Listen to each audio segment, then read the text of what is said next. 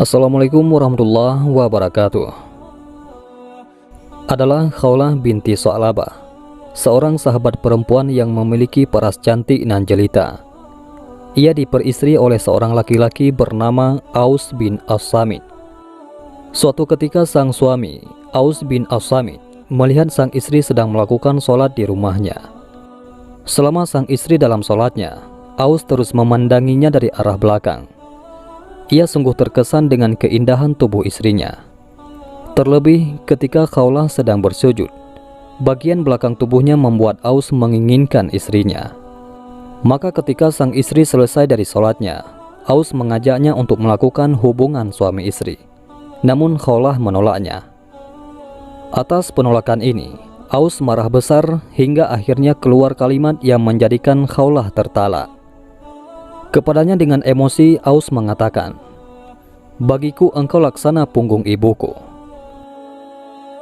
Dalam tradisi masyarakat Arab kala itu, menyamakan istri dengan punggung ibu suami adalah cara suami untuk menceraikan istrinya. Syekh Nawawi Banten memiliki catatan tersendiri yang perlu diketahui perihal perilaku Aus ini. Disebutkan bahwa Aus berhasrat terhadap perempuan dan menginginkan menggaulinya dengan cara yang tidak semestinya perempuan digauli. Karenanya Khawlah menolak permintaannya itu. Atas penolakan ini, Aus marah dan mengatakan, "Bila kamu keluar dari rumah sebelum aku melakukannya denganmu, maka bagiku engkau seperti punggung ibuku." Usai mengucapkan kalimat itu, Aus menyesalinya. Ia paham bahwa dengan kalimat seperti itu sama saja ia menceraikan istrinya. Pada saat itu, di masa jahiliyah, belum ada hukum dihar. Kalimat dihar seperti itu masih dianggap dan dihukumi sebagai talak. Adapun Khawlah pun tak terima bila ia dicerai oleh suaminya. Maka serta-merta ia mendatangi Rasulullah SAW. Kepada beliau ia sampaikan, "Aus menikahiku saat aku masih gadis yang disukai banyak lelaki. Kini setelah aku tua dan memiliki banyak anak, ia menyamakanku dengan ibunya. Aku memiliki anak-anak yang masih kecil. Kalau mereka aku serahkan kepada Aus, mereka akan tersia-sia. Tapi kalau mereka aku yang mengurus, mereka akan kelaparan." Dengan aduan itu, Khawlah berharap agar Rasulullah tidak menghukumi talak atas hubungan perkawinannya dengan Aus. Namun Rasulullah tetap menghukumi talak atas ucapan Aus tersebut. Khawlah masih belum mau menerima. Ia bersikeras, "Rasul, demi Allah ia tidak mengatakan kalimat talak. Dia itu bapaknya anak-anakku. Dia itu orang yang paling aku cintai." Namun Rasulullah SAW tetap bersikeras menghukumi talak atas Khawlah dan Aus. "Engkau haram baginya," kata beliau SAW. Khawlah tetap tidak mau terima. Terjadilah perdebatan di antara keduanya. Khawlah bersikeras untuk tidak mau dihukumi talak, sementara Rasulullah tetap dengan pendiriannya. Sebagaimana diketahui bahwa setiap kali ada permasalahan yang disampaikan oleh para sahabat kepada Rasulullah, maka beliau tidak akan menghukumi kecuali setelah adanya wahyu dari Allah Subhanahu wa Ta'ala. Pun demikian dengan kasus Khawlah ini. Karena tidak ada wahyu yang turun menyangkut kasus tersebut, maka beliau tetap menghukumi talak dan tidak menerima permintaan Khawlah untuk memutuskan hukum yang lain. Melihat kenyataan bahwa keinginannya tak akan dipenuhi oleh Rasulullah SAW, Khawlah tak berputus asa. Kepada Rasul, ia katakan, "Baiklah, akan aku adukan masalah ini kepada Allah Subhanahu wa Ta'ala." Maka kemudian Khawlah menengadahkan kepalanya ke arah langit. Dengan suara lantang, ia berseru, "Ya Allah, aku mengadu kepadamu. Turunkanlah solusi bagi masalahku ini melalui lisan Nabi-Mu." Ia terus mengadukan masalahnya kepada Allah.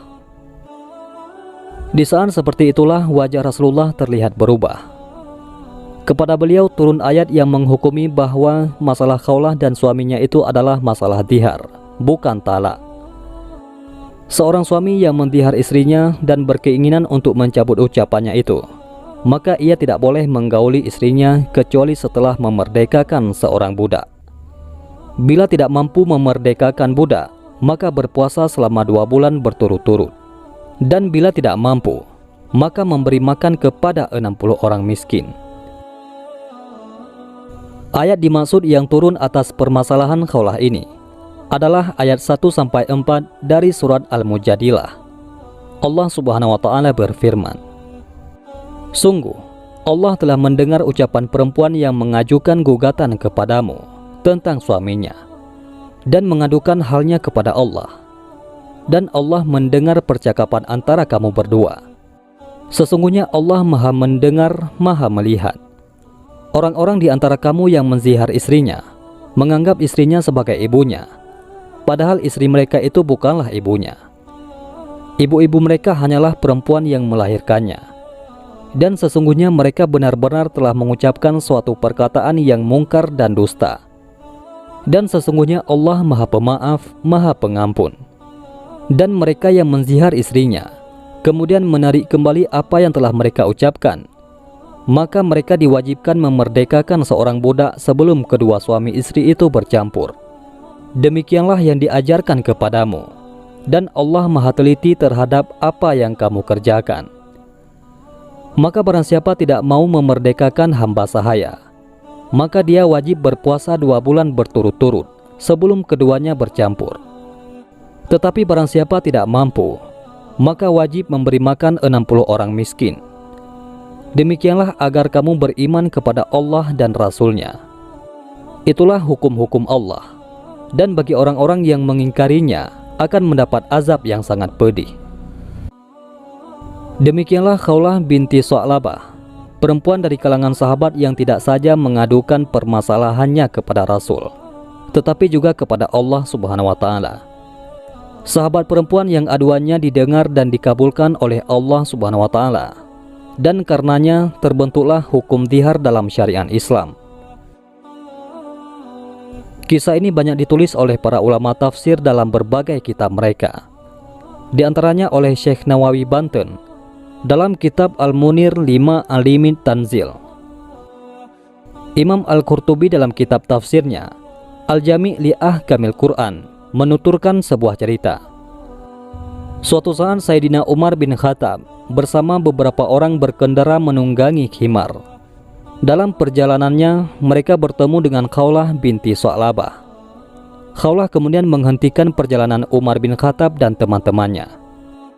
Kepada khalifah kedua itu, Khawlah kemudian memberikan banyak nasihat dan didengarkan dengan seksama oleh Umar.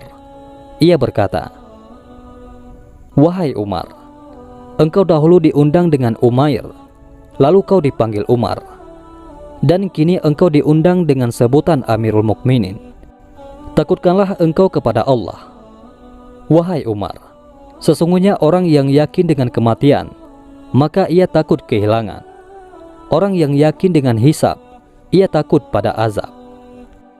Umar bin Khattab terus mendengarkan nasihat Khawlah, hingga ada yang mengatakan kepadanya, "Wahai Amirul Mukminin, apakah engkau berhenti hanya untuk mendengarkan ucapan perempuan tua ini?" Mendengar ucapan tersebut, Umar bin Khattab menjawab, "Demi Allah, seandainya perempuan ini menahanku dari awal hingga akhir siang, aku tak akan berhenti mendengarkannya kecuali untuk melakukan sholat maktubah. Tidakkah kalian mengenal siapa perempuan ini? Dia adalah Khawlah binti Sa'labah. Allah telah mendengarkan ucapannya dari atas 7 langit. Bila Tuhan semesta alam mau mendengarkan ucapannya, pantaskah bila Umar tak mau mendengarnya?" Itulah kisah Khawlah binti Sa'labah, perempuan yang memprotes Nabi dan dibela oleh Allah Subhanahu wa taala. Wallahu a'lam bishawab. Mudah-mudahan bermanfaat. Assalamualaikum warahmatullahi wabarakatuh.